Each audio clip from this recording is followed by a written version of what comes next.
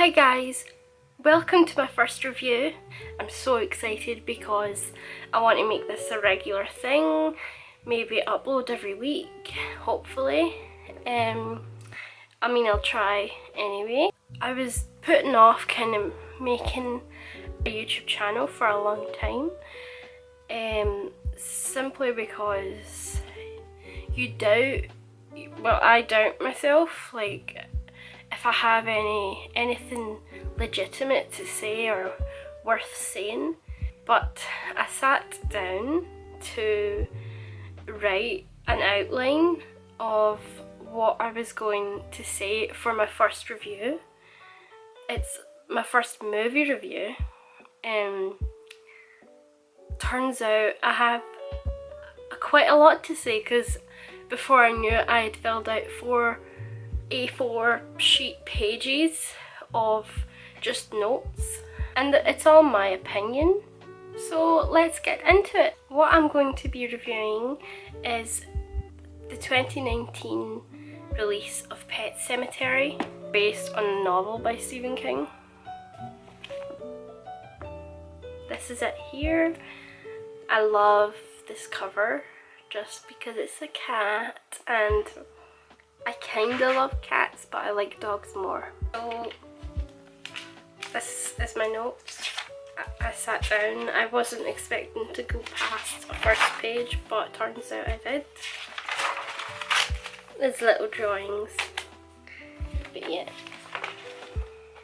I saw Pet Sematary a couple of days after it was released, and my hopes weren't that high for it, just because, like, I've read the book, I've seen the first movie adaptation.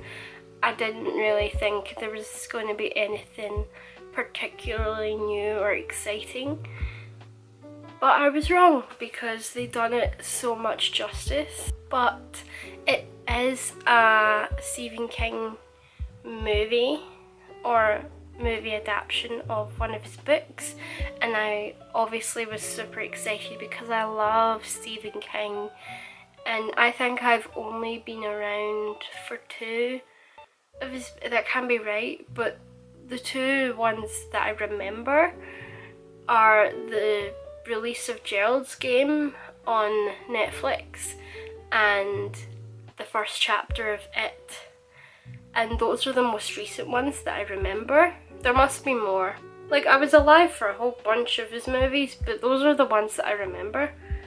So if you don't know about Pet Sematary, or if you've not seen the remake, just keep in mind that this is obviously going to contain spoilers. So if you don't know the story, it's basically a doctor called Lewis Creed takes his family, Rachel, Ellie and Gage, and their family cat, Church. He takes them and he moves them to Ludlow, I don't know if I'm saying it right, Ludlow, Maine, where he has a better job and he could spend more time with his family. And so they buy a house, and the house is on a piece of land. And on that piece of land is a pet cemetery that they discover. A whole bunch of stuff happens. Church, the family cat, dies. The neighbour,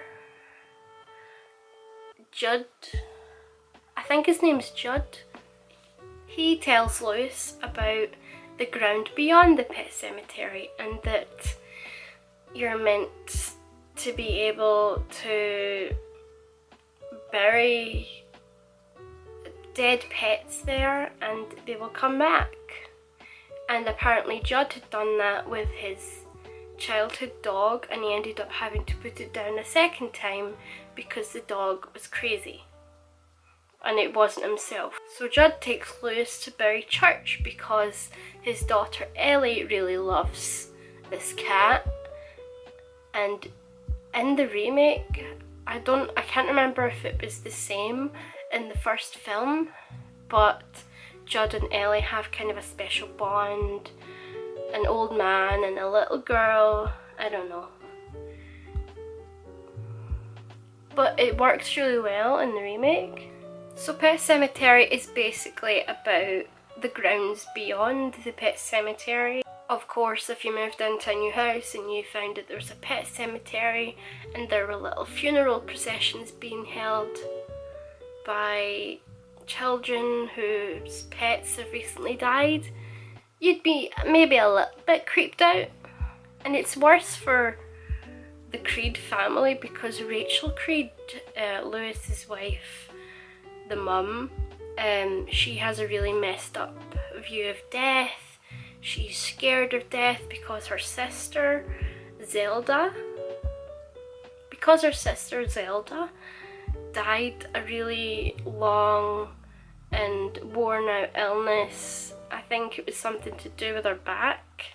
She was there when her sister died when she was young, and so she's really frightened of death. The main thing that I made a note on was the fact that in the book and in the first movie, spoiler, Gage gets run over by a lorry or a truck because their house is right beside a road, and he's the one that's always been run over. In the remake, it makes you think that he's just about to get run over, and like, it was a good scene to start with because tension had built up so much. Whilst watching this scene, all I could remember was the part in the book where Stephen King talks, it's Lewis Creed talking about how, like, as soon as it happened, as soon as Gage got run over,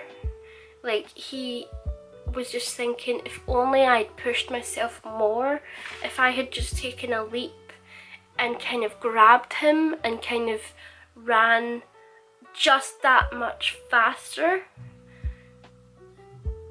to catch him, then that would have made a big difference and it would have stopped this horrific thing happening.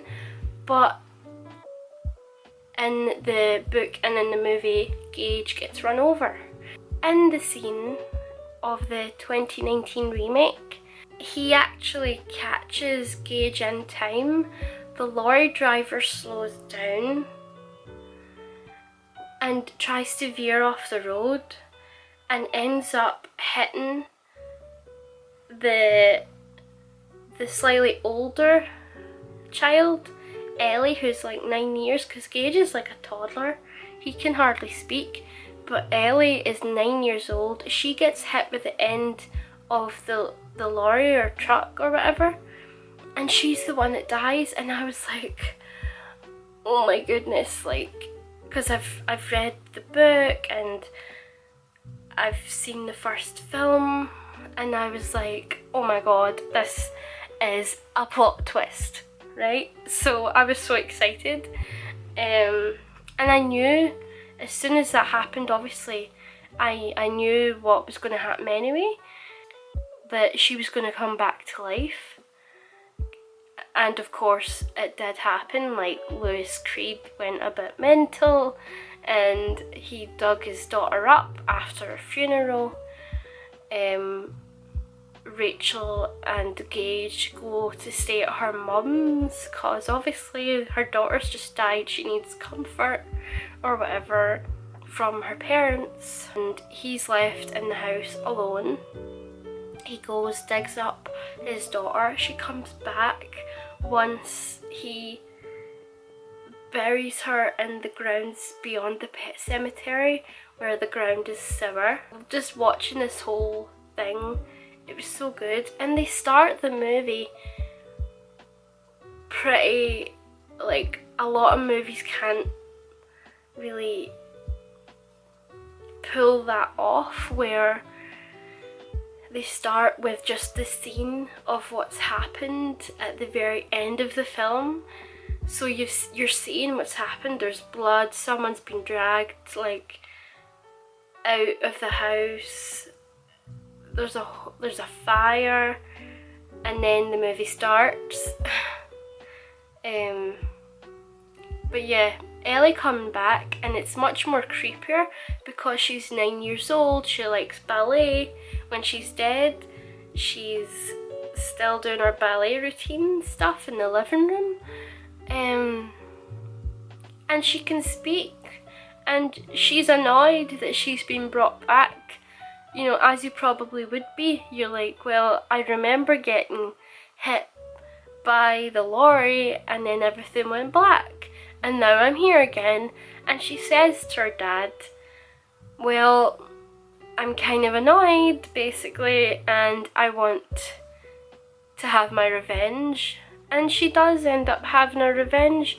So again, major spoiler, she ends up taking the life of her dad and her mum once her mum comes back, and of course having that messed up view of death, seeing her daughter come back, you know, having come back from the grave.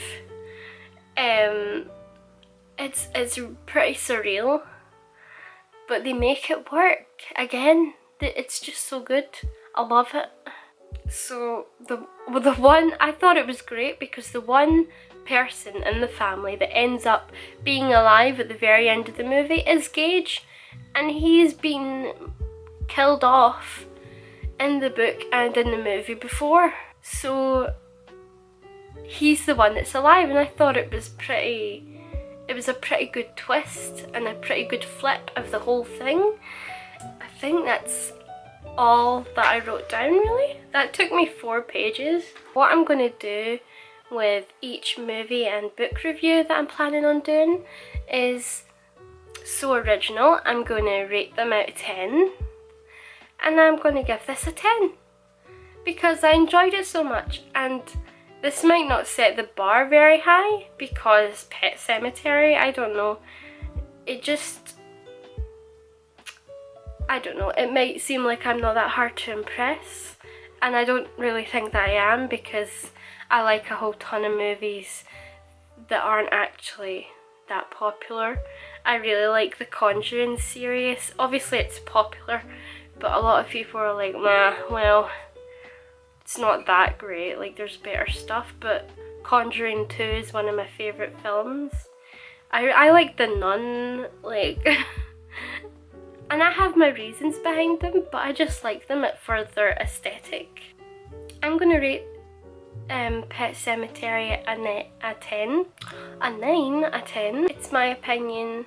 I liked it, and if you liked it or if you didn't like it, you can tell me what you thought of it in the comments, and you can give this video a like, maybe subscribe and hit the bell button.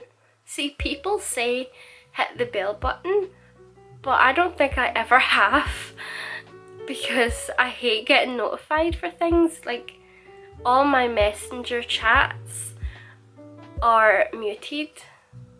I'm that person. So I'm that person that if you message, she's probably not going to see your message until she checks her phone. So I'm that kind of person. And I also have a blog on WordPress that I like to post some things that I write.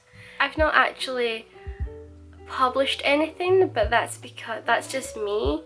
I've not seeked out anything to be published just yet, but that's definitely a goal for the future. A goal for this channel for me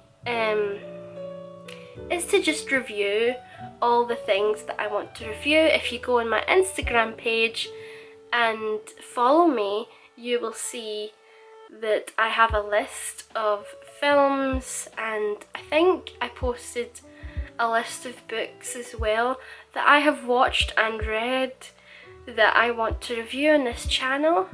And so my battery is about to run out. Remember to subscribe, and I'm going to try and post videos each week at the very most or least.